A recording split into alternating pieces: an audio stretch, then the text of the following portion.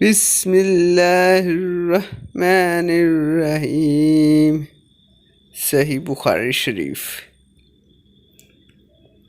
ہم سے اسماعیل نے بیان کیا، ان سے مالک نے ابن شہاب کے واسطے سے بیان کیا، وہ عیسیٰ بن طلحہ بن عبید اللہ سے روایت کرتے ہیں، وہ عبداللہ بن عمرو بن العاص سے نقل کرتے ہیں کہ حجۃ الوداع میں رسول اللہ صلی اللہ علیہ وسلم لوگوں کے مسائل دریافت کرنے کی وجہ سے منع میں ٹھہر گئے تو ایک شخص آیا اور اس نے کہا کہ میں نے بے خبری میں ذبح کرنے سے پہلے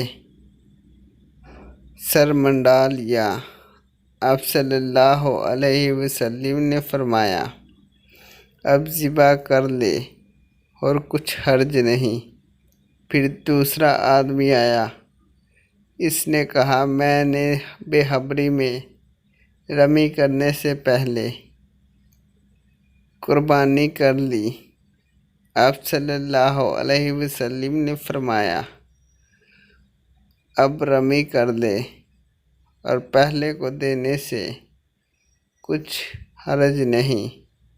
ابن عمرو کہتے ہیں، اس دن آپ صلی اللہ علیہ وسلم سے جس چیز کا بھی سوال ہوا جو کسی نے آگے اور پیچھے کر لی تھی، تو آپ صلی اللہ علیہ وسلم نے یہی فرمایا کہ اب کر لے اور کچھ حرج نہیں۔